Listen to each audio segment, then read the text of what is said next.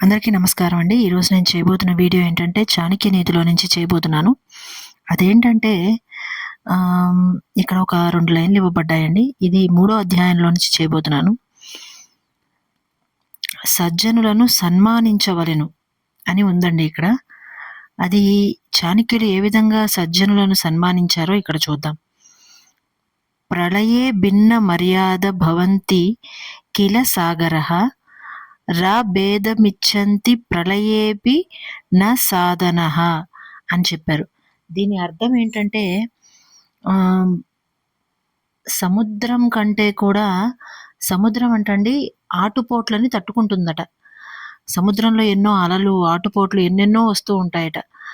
వాటన్నింటిని కూడా తట్టుకుంటుందట. అలాగే మనము ఎవరి గురించైనా పోల్చాలి అంటే విశాలమైన సముద్రంతో పోలిక చెప్తూ పోలుస్తామట. కానీ ఈ సముద్రం కంటే కూడా మనిషి శ్రేష్టమైనవాడు, గొప్పవాడు అని చెప్తున్నాడు.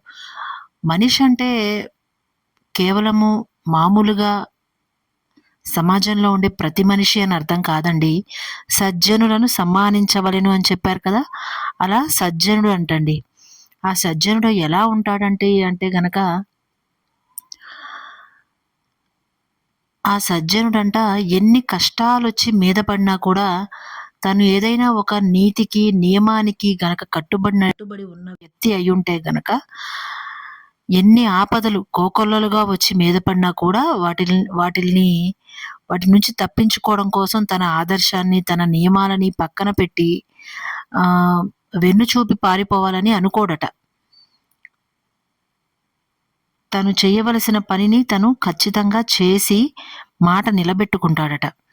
అటువంటి వ్యక్తి గనక ఈ సమాజంలో ఈ రోజుల్లో ఉన్నట్టయితే గనక అటువంటి సజ్జనుడైన వ్యక్తి సముద్రం కంటే కూడా గొప్పవాడట. ఎందుకు సముద్రం గొప్పది కాదయ్యా అటువంటి వ్యక్తి ముందు అంటే ఇప్పుడు సముద్రంలో ప్రళయం వచ్చిందనుకోండి, అప్పుడు ఏం జరుగుతుంది? కొంతవరకు తట్టుకోగలుగుతుంది. కానీ ఒక ఒక కొంచెం భయంకరంగా ఉంది పరిస్థితి అనంటే గనక అప్పుడు పొంగి పొర్లిపోయొచ్చి నేల మీద ఉండే జీవరాశులన్నిటిని తనలో కలిపేసుకుంటుందట. నేల మీదకొచ్చేసి అక్కడుండే జీవరాశుల్ని నాశనం చేసే ప్రయత్నం చేస్తుందట. అందుకని సముద్రం కంటే కూడా సజ్జనుడైన వ్యక్తి గొప్పవాడని చెప్తున్నారిక్కడ. ఈ రోజుకి ఇంతేనండి. నా వీడియోలు నచ్చితే గనక లైక్, షేర్ అండ్ సబ్స్క్రైబ్ చేయండి. నమస్కారం.